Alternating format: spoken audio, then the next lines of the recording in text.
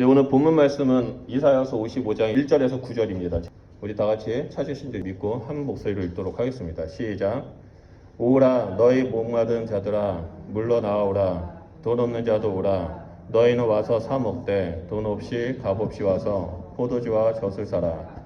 너희가 어찌하여 양식이 아닌 것을 위하여 은을 달아주며 배부르게 하지 못할 것을 위하여 수고하느냐. 내게 듣고 들을지어다. 그리하면 너희가 좋은 것을 먹을 것이며 너희 자신들이 기름진 것으로 즐거움을 얻으리라. 너희는 귀를 기울이고 내게로 나와 들으라. 그리하면 너희의 영혼이 살리라. 내가 너희를 위하여 영원한 언약을 맺으리니 곧 다윗에게 허락한 확실한 은혜이니라. 보라, 내가 그를 만민에게 증인으로 세웠고 만민의 인도자와 명령자로 삼았나니 보라, 내가 알지 못하는 나라를 내게 부를 것이며 너를 알지 못하는 나라가 내게로 달려올 것은 여호와 내 하나님 곧 이스라엘의 거룩한 이로 말미암음이니라. 이는 그가 너를 영화롭게 하였느니라. 너희는 여호와를 만날 만한 때에 찾으라. 가까이 계실 때에 그를 부르라. 악인은 그의 길을, 불의한 자는 그의 생각을 버리고 여호와께서 돌아오라. 그리하면 그가 긍휼히 여기시리라. 우리 하나님께로 돌아오라. 그가 너그럽게 용서하시리라. 이는 내 생각이 너희의 생각과 다르며 내 길은 너희의 길과 다릅니다. 여호와의 말씀이니라. 이는 하늘이 땅보다 높음 같이 내 길은 너희의 길보다 높으며 내 생각은 너희의 생각보다 높으니라. 네, 아멘. 네, 우리 말씀 듣기 전에 옆에 분하고 인사하도록 하겠습니다. 지사님은 존귀하신 분이십니다. 권사님은 존귀하신 분이십니다. 우리 인사하도록 하겠습니다. 네, 자매님은 존귀하신 분이십니다. 네, 사랑하고 축복합니다. 네, 오늘 본문 말씀의 주제는 하나님의 초대장입니다. 2019년에 미국의 윌 스트릿이라는 곳이 있죠. 거기에 이제 경제를 움직이는 윌 스트릿과 전 세계 경영인들 사이에 뜨거운 이슈가 있었습니다. 당시 전 세계 뉴스에서 핫 이슈를 일으킨 사람은 저스티 선이라는 사람이고요. 중국 이름으로는 쓰니 첸이라는 사람이었습니다. 그래서 그 사람들이 도대체 쓰니 첸이 누구냐, 저스티 선이 누구냐라고 사람들이 궁금해하기 시작했습니다. 그 이유는 투자자 워렌 버핏과 연결돼서 사건이 나타나는 겁니다. 우리가 잘 아는 것처럼 워렌 버핏이 점심시간을 경매를 해서 그 경매받은 돈으로 소외된 사람들을 도와주는 일들을 했었죠. 워렌 버핏이 2019년에 점심 식사를 경매에 붙입니다. 그때 이 저스틴 선이라는 사람이 수많은 사람들과 경매 끝에 450만 불, 한국 돈으로 한 50억 원을 지불하고 낙찰받았습니다. 그래서 이때부터 도대체 이 저스틴 선이라는 사람이 누구냐, 이 젊은 사람이 누구인지 많은 사람들이 궁금해하고 있었습니다. 그리고 이 사람이 워렌 버핏을 만나면 무엇을 물어볼지에 대해서 이제 이목이 쏠렸습니다. 이 저스틴 선에 대해서 사람들이 알아보니까 트론이라는 암호화폐를 만들어가지고 갑자기 갑부가 된 사람입니다. 근데 여기까지는 평범한 이야기고요. 이제 전 세계를 놀라게 한 이야기가 이제 시작됩니다. 워렌 버핏과 점심 식사를 약속을 이틀을 앞두고 이 저스틴 선이 돌연 약속을 취소했습니다. 취소한 이유가 너무나 멀다는 겁니다. 홍콩에서 미국까지 가기가 너무 멀다는 거예요. 그리고 또 자기가 너무 바빠서 못 간다는 겁니다. 이 약속 취소 이유가 알려지자 전 세계가 뒤집어졌습니다. 이미 돈은 450만 불을 다 지배했고, 그리고 전 세계 CEO들이 만나고 싶어하고 자문을 얻고 싶어했던 그 워렌 버핏을 만나는데 그 약속을 취소하는 이유가 너무 멀어서라는 이유 하나 때문에 사람들이 다 놀래고 황당해하고 어이가 없었습니다. 그래서 많은 사람들이 이 저스틴 선을 계속 설득을 해서 6개월 만에 2020년 1월에 함께 모여서 저녁 식사를 했다고 합니다. 참고로 마지막으로 워렌 버핏이 점심 식사를 이제 하기 위해서 경매했던 것이 2022년이라고 합니다. 그때 마지막으로 했는데 이때 지불한 비용이 246억 원이라고 합니다. 우리나라 돈으로는 얼마죠? 246억이면 한 250억, 300억 정도 되겠네요. 이런 일들이 일어나면서 사람들이 놀랬죠. 멀다는 이유 때문에 식사를 안 하고 그 수많은 돈을 지불하면서도 식사를 거부하는 그 저스틴 선이 순식간에 전 세계에서 화제의 인물이 됐고, 그 사람이 만들어서 관리하고 있던 그 암호화폐가 확 떠버리는 일들이 일어났습니다. 많은 사람들이 이 워렌 버핏과 만나기 위해서 수많은 돈을 지불합니다. 적게는 수십억을 지불하고요. 많게는 수백억 원을 지불합니다. 그런데 오늘 본문 말씀을 보면 이 세상에서 워렌 버핏보다 더 위대하시고 비교할 수 없는 창조자 하나님께서 우리에게 나와서 먹고 마시라라고 초청하고 계십니다. 그것도 사 먹되 돈 없이 먹으라고 말씀하십니다. 우리 1절 말씀을 보면 이런 말씀이 있습니다. 우리 다 같이 읽겠습니다. 시작. 오라 너희 모든 목마른 자들아 물로 나오라. 돈 없는 자도 오라. 너희는 와서 사 먹되 돈 없이 값 없이 와서 포도주와 젖을 사라라고 말합니다. 여러분, 하나님이 누구십니까? 이 세상의 창조주이십니다. 만왕의 왕이시죠. 역사의 주인이십니다. 그런 분을 우리가 모셔도 모자를 판에 하나님께서 먼저 우리를 식사의 자리로 초청하고 계십니다. 여러분, 고대 근동에서 누군가를 식사의 자리로 초청한다는 것은 그 사람은 나의 가족, 나와 한 몸, 나의 형제 또는 나의 한 가족과 같은 자라라고 인정하고 받아들이는 겁니다. 하나님이 우리를 초청한다는 것은 우리를 하나님과 한 몸이자 하나님과 한 가족이라는 그 사실을 하나님께서 인정하고 받아들이고 우리를 초대하고 계신다는 거죠. 그것도 초청하는 대상자를 보면요, 이 땅에 있는 상위 1%의 잘 나가는 사람들이나 최고위층이나 돈 많은 사람들이 아닙니다. 하나님을 초청하는 사람들을 보면 물도 없어서 목마른 자들입니다. 돈이 없어서 힘들게 살아가는 사람들입니다. 여기서 목마른 자들은 세상에 성공하기 위해 명예와 돈을 쫓는 사람들이 아닙니다. 성공을 쟁취하기 위해 세상의 즐거움을 구하기 위해 애쓰는 자들이 아닙니다. 성경에서 말하는 목마른 사람들은 살아계신 하나님을 끊임없이 사모하고 하나님의 은혜를 갈망하는 자입니다. 그래서 고라자손이 시편 42편 1절에 이렇게 노래했죠. 하나님이여 사슴이 시냇물을 찾기에 갈급한 같이 내 영혼이 주를 찾기에 갈급하나이다. 이 고백처럼 하나님을 보길 원하고 하나님을 만나기 원하고 하나님과 함께하기를 간절히 원하는 사람이 바로 목마른 사람입니다. 이 목마른 자들은 갈급함을 가지고 물을 찾습니다. 하나님은 그런 자들에게 너희 목마른 자들아 물로 나와서 먹어라 라고 말합니다. 여러분, 물이 무엇입니까? 생명의 근원입니다. 당시 사람들은 물에서 생명이 나왔다고 합니다. 그 시대 수많은 창조 신화들이 있죠. 애굽에 있는 창조 신화와 수메르 창조 신화와 길라메시 창조 신화를 보면 공통적으로 이 땅의 생명의 시작이 물에서 나왔다라고 기록합니다. 그렇기 때문에 그 시대 사람들에게 물을 마셔라라는 것은 내가 너에게 생명을 주겠다라는 겁니다. 실제로 사람은 물이 없이는 살 수가 없습니다.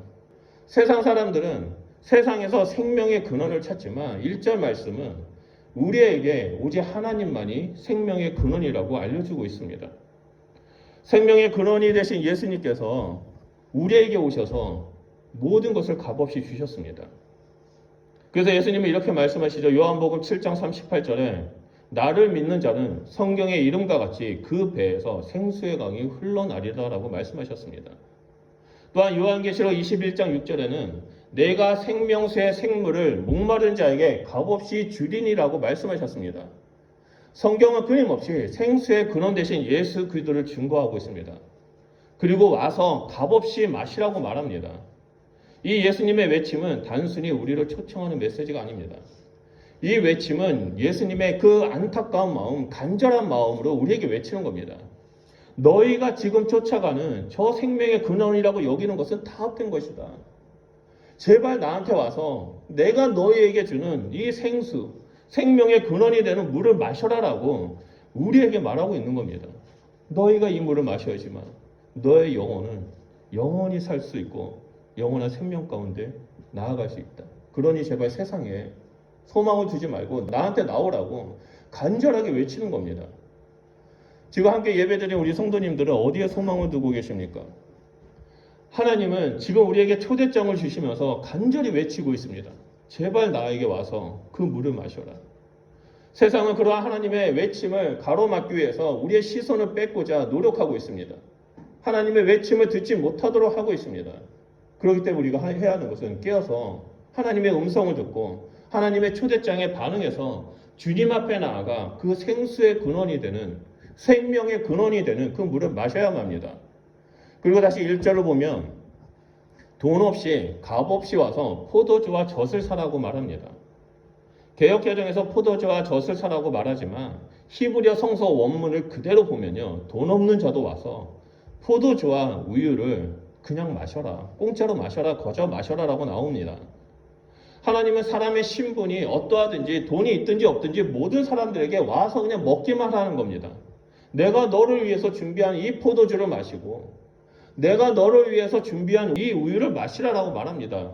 네가 돈이 없어도 상관없다. 가난해도 상관없다. 그냥 와서 마셔라. 먹고 즐겨라라고 말합니다. 여러분, 포도주와 우유가 이스라엘 사람들에게 어떻게 상징이 되신지 아십니까?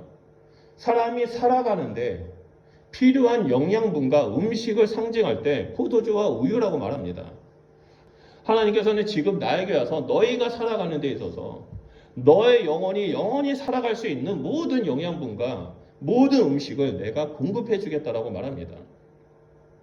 그렇다면 하나님의 가족된 우리가 어떻게 해야지만 생명의 근원이 된 물을 마시고 영의 양식인 포도주와 우유를 마실 수 있겠습니까? 그 답이 2절에 나옵니다. 2절을 보면 너희가 어찌하여 양식이 아닌 것을 위하여 은을 달아주고 배부르게 하지 못한 것을 위하여 수고하느냐. 내게 듣고 들을지어다. 그리하면 너희가 좋은 것을 먹을 것이며 너희 자신들이 기름진 것으로 즐거움을 얻으리라 라고 말씀하고 계십니다. 이 말씀 역시 하나님께서 정말 안타까운 마음으로 답답한 마음으로 외치고 계시는 겁니다. 우리가 그냥 문자적으로 보니까 하나님의 감정이 실리지가 않지만 이 말씀은 다른 곳에 시선을 빼앗기고 있는 이스라엘 백성들에게 너희가 어째서 양식이 아닌 것에 은을 달아주고 배부르지 못한 것에 헛수고를 하느냐라고 말합니다. 여기서 은을 달아준다는 것은 돈을 지불하고 투자한다는 겁니다.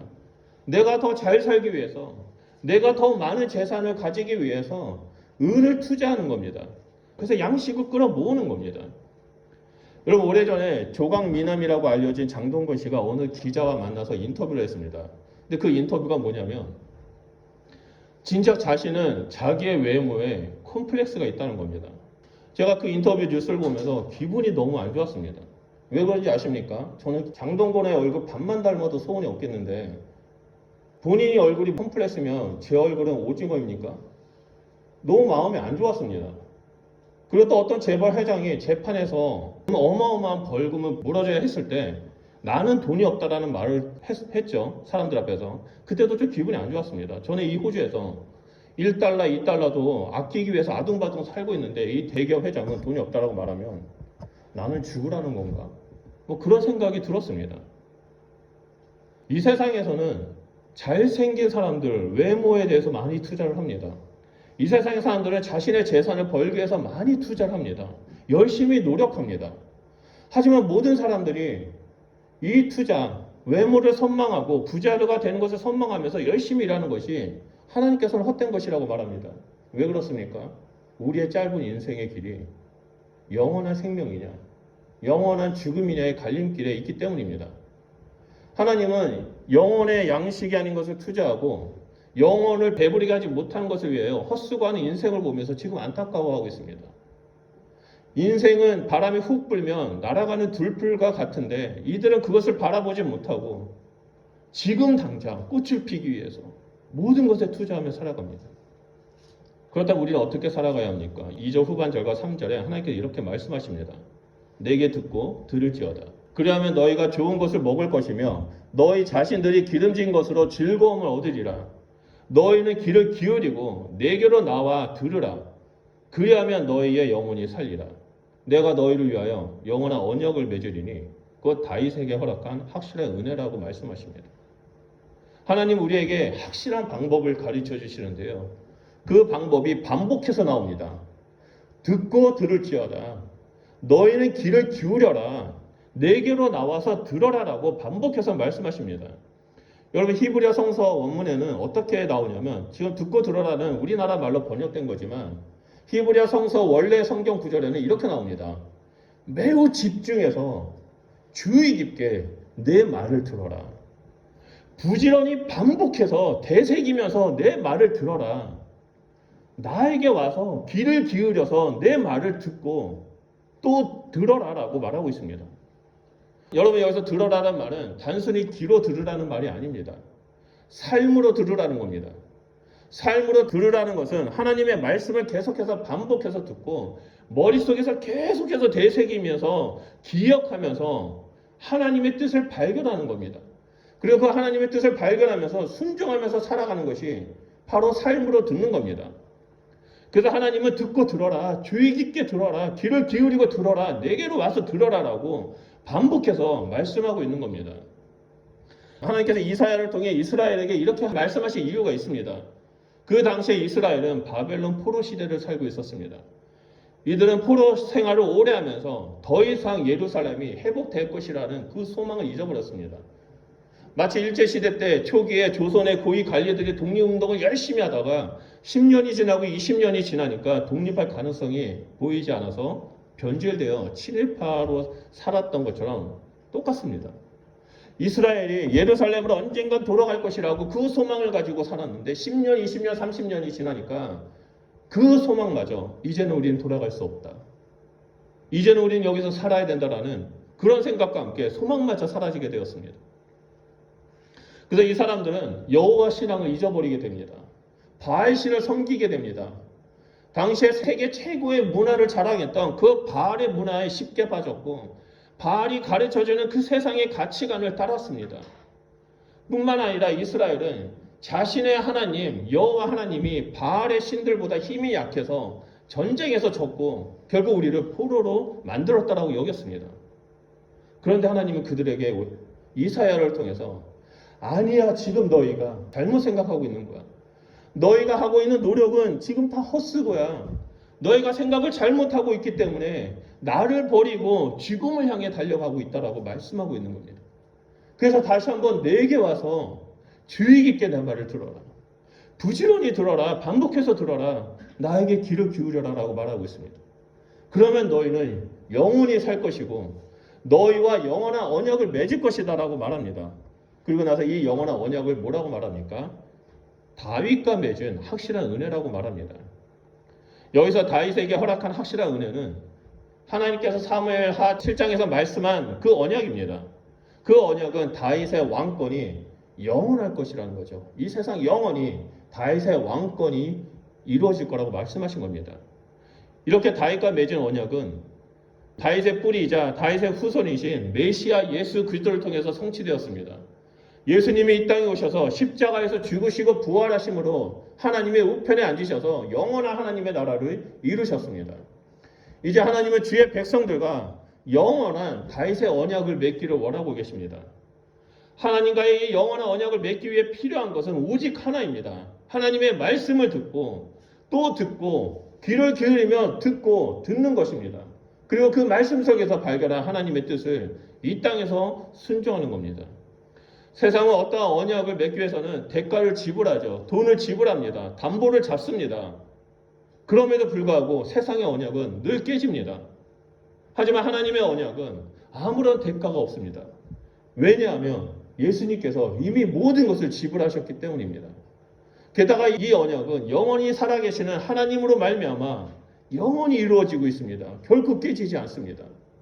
그래서 하나님은 너희가 이 깨지는 언약, 죽음으로 가는 이 언약에서 벗어나서 생명의 언약, 하나님 나라로 들어오는 그 언약 가운데 들어오라라고 초청하고 있습니다. 이러한 초청에 우리는 하나님 앞에 나아가 반응해야만 합니다. 하나님의 말씀을 듣고 또 들으면서 되새기면서 끊임없이 우리는 주님 앞에 나아가야만 합니다. 우리는 정들고 익숙한 고국 대한민국을 떠나서 이 낯선 호주 땅에서 살고 있습니다. 호주에서 살다 보니까 별 희한한 일들이 많이 경험합니다. 제일 희한한 것은 한국어도 안 되고 영어도 안 됩니다. 게다가 낯선 이방인으로서 여러 가지 차별을 당하고요. 우리들은 어떻게 해서든 이곳에서 정착하기 위해서 아둥바둥 새벽부터 열심히 일하면서 살아갑니다. 그리고 부모로서 우리의 자녀들은 호주라는 주류 사회에서 잘 살기를 바라면서 끝까지 우리는 버티고 있습니다.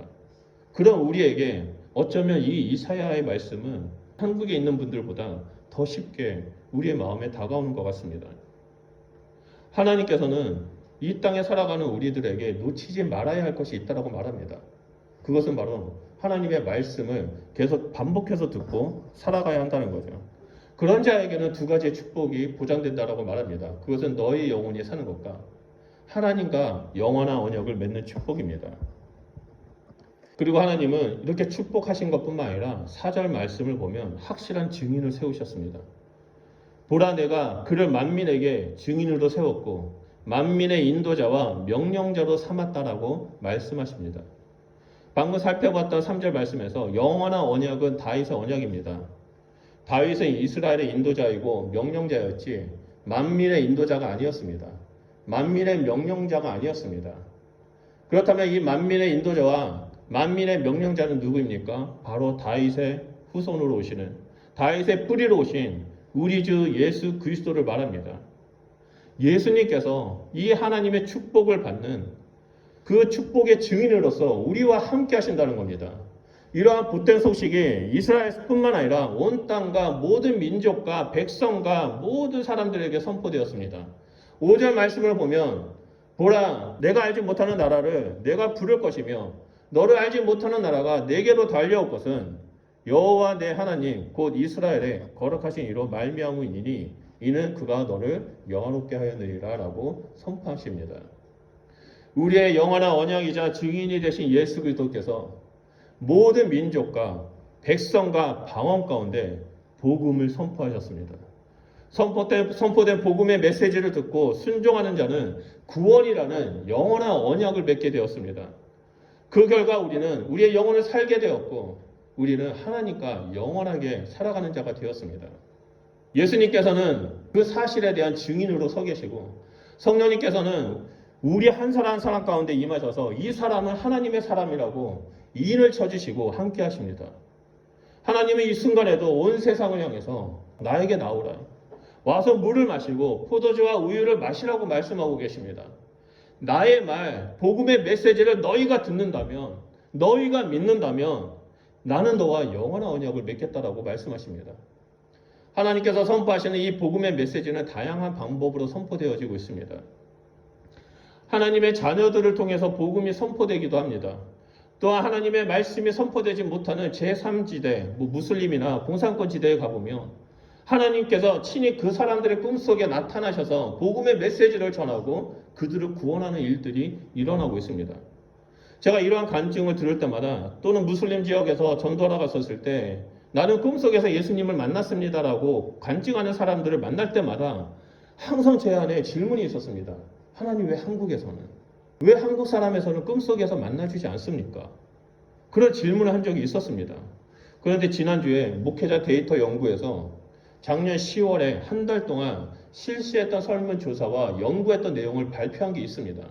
그것을 보면서 하나님께서 한국에서도 일하고 계시는구나라는 것을 보게 되었습니다. 설문조사는 무종교인의 종교의식에 관한 연구였습니다. 무종교자들, 다시 말해서 종교는 다 필요 없다, 종교는 다 쓸데없다, 종교를 가진 모든 사람들은 이해가 안 간다라고 비난하고 조롱했던 사람들입니다. 그 사람들을 대상으로 설문조사를 했는데요, 무려 60%가 종교에는 진리가 있다라고 대답을 했다고 합니다.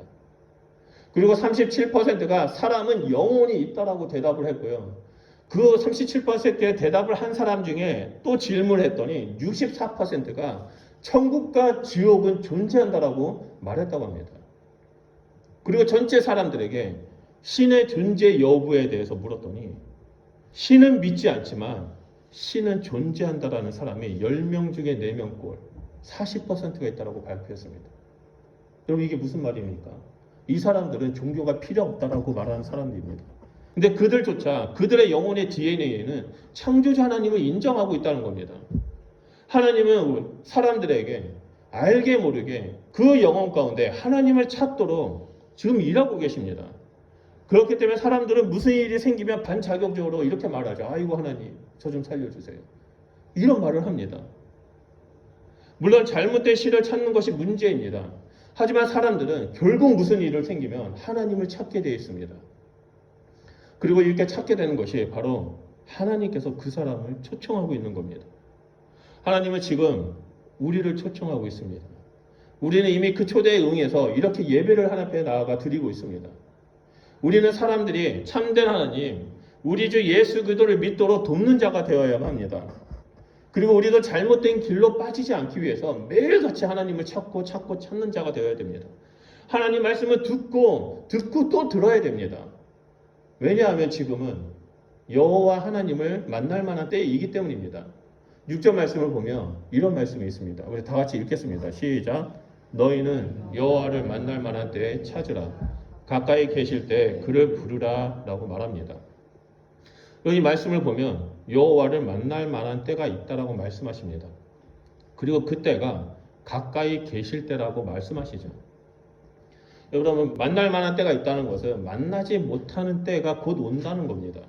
가까이 계실 때가 있다는 것은 더 이상 찾지 못할 때가 있다는 것을 말합니다. 그래서 하나님은 그때가 오기 전에 부지런히 여호와 하나님을 찾고 찾으라라고 말씀하고 있습니다.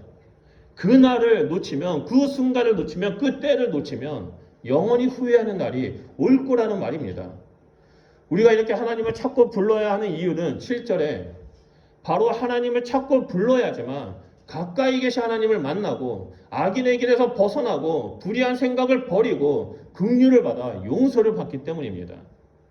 여러분, 이 세상에서 가장 어리석은 사람은 후회할 것을 알면서도 다른 곳에 시선을 빼앗겨서 행하지 않는 것입니다. 어리석은 사람들은 하나님의 말씀을 들어라 라고 하나님께서 외침에도 불구하고 이 사람들은 어떻게 합니까? 좀 더 자자, 좀 더 졸자, 손을 모으고 좀 더 눕자라고 말합니다. 또한 다른 것에 시선을 빼앗겨서 등잔에 기름을 준비하지 못합니다. 결국 신랑 대신 예수님이 오실 때 그 혼인잔치에 들어가지 못하는 일들이 나타나게 됩니다. 그래서 우리는 늘 하나님 앞에 깨어 있어야만 합니다. 하나님의 말씀을 듣고 또 들으면서 하나님을 찾아야만 합니다. 하나님을 부르면서 하나님의 뜻을 구해야만 합니다. 왜냐하면 8절 9절에 나의 생각과 하나님의 생각이 다르고 내가 생각하는 길과 하나님의 길이 다르기 때문입니다. 하나님의 생각과 길은 우리의 생각과 길보다 확실히 다릅니다. 하나님의 생각과 길은 하늘이 땅보다 높은 같이 너무나 높아서 우리의 생각과는 차이가 너무나 많이 있습니다. 그렇기 때문에 우리는 더더욱 하나님을 찾고 찾아야만 합니다. 1998년에 제가 한세대 선교학과를 졸업하고요, 선교사로 나가려고 준비하고 있었습니다. 4학년 이제 말미쯤 되었을 때 졸업을 앞두고 제 동기들은 뭐 회사로 취직을 해야 되나, 다른 학교에 편입을 해야 되나, 아니면 어느 교회 전도사로 가야 되나 막 고민하고 있었을 때 저는 이미 선교사로 파송되기로 어느 교회와 얘기가 된 상태였습니다.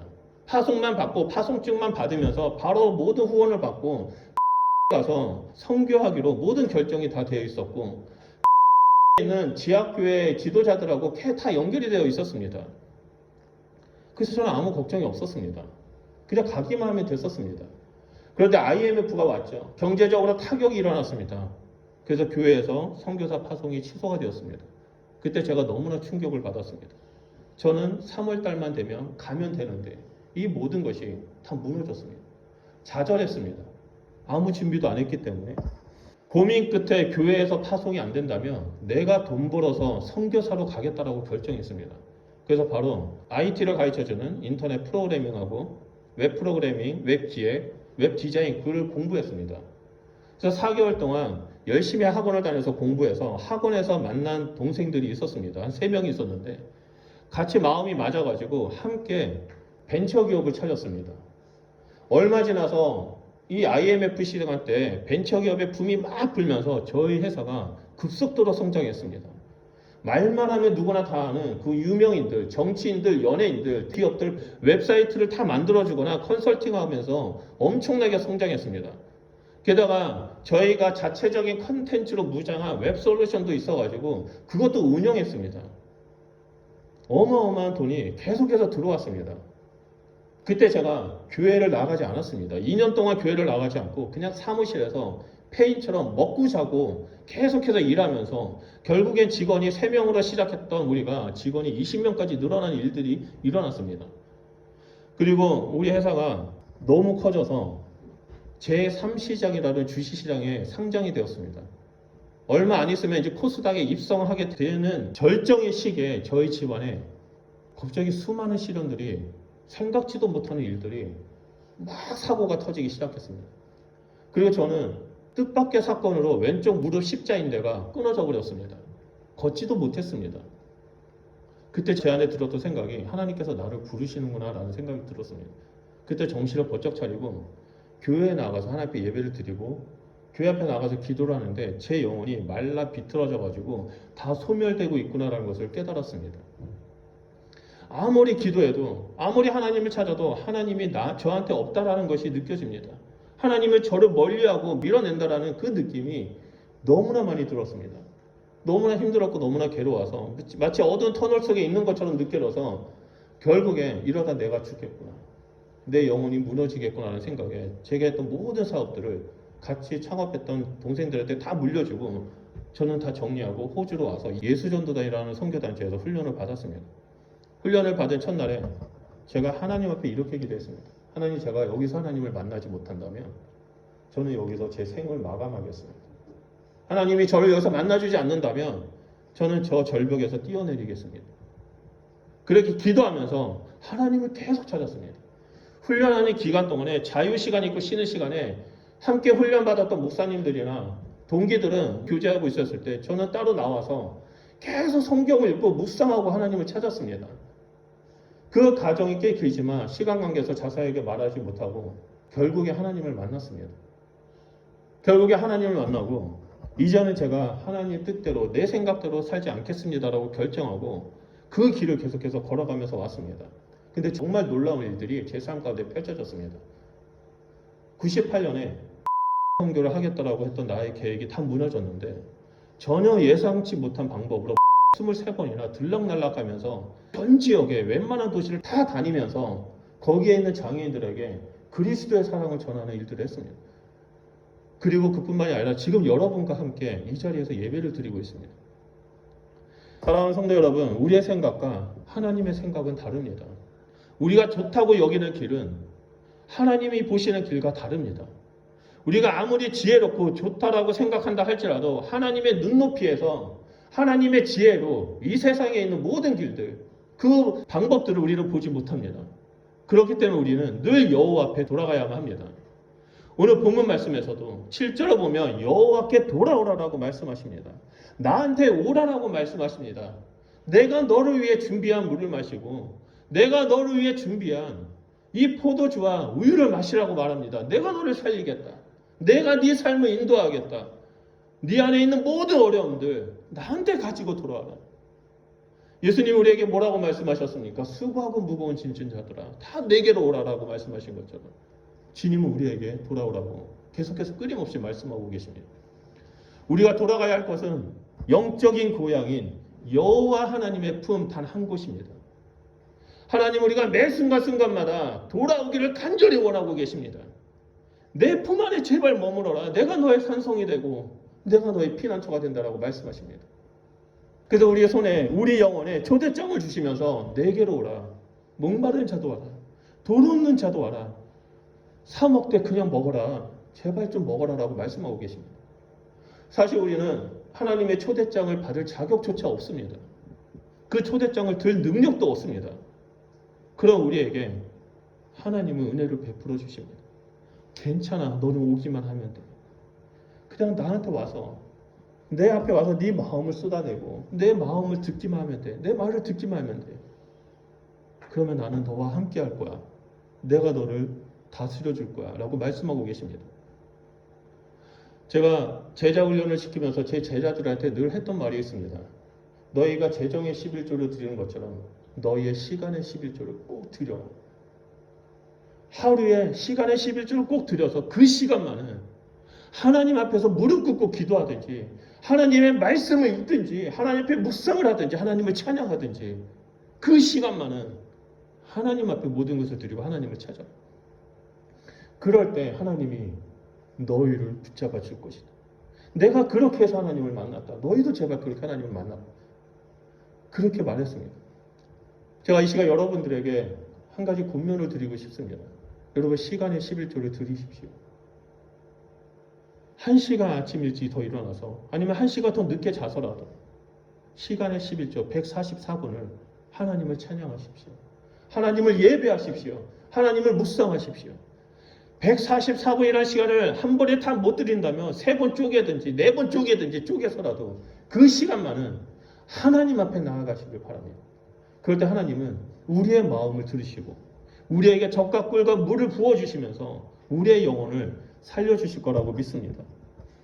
오늘 함께 예배드리는 우리 성도님들은 지금 삶 속에서 목마르십니까? 그렇다면 그 목마른 이유는 무엇입니까? 세상의 성공에 대한 목마름입니까? 아니면 갑자기 어디선가 나타난 그 허리케인과 같은 태풍으로 인한 목마름입니까? 여러분, 하나님을 갈망하십니까? 바람이 있다면 하나님을 갈망하십시오. 그래서 하나님을 찾으십시오. 하나님을 찾고 찾을 때 그 예수 그리스도의 흔적이 우리의 영혼 가운데 새겨지게 될 것이고, 우리는 예수님과 이 땅에서 믿음의 길을 걸어가는 하나님의 백성이 될 것이라고 믿습니다. 저는 우리 성도님들이 하나님 앞에 나아가서 그 물을 마시고 그 포도주를 먹고 그 우유를 마시면서 영원한 그 하나님의 나라를 향해 걸어가는 주님의 백성이 되시길 소원합니다. 그럴 때 하나님께서 여러분 한 사람 한 사람의 모든 문제들을, 질병들을 치유하시고 회복해 주실 것이라고 믿습니다. 우리 이 시간에 찬양 한 곡 부르면서 좀 주님 앞에 나아가서 기도했으면 좋겠습니다. 여러분, 찬양을 부를 때 그냥 부르지 마시고 이 가사를 하나하나 되새기면서 좀 우리의 마음을 올려드렸으면 좋겠습니다. 그래서 여호와 하나님 앞에 나아가서 하나님께 돌아가서 하나님이 예비하신 그 식사의 자리에 좀 들어갔으면 좋겠습니다. 우리 찬양을 부를 때 우리의 마음을 다해서 찬양을 하고 주님 앞에 나아가 기도하는 시간을 드리겠습니다.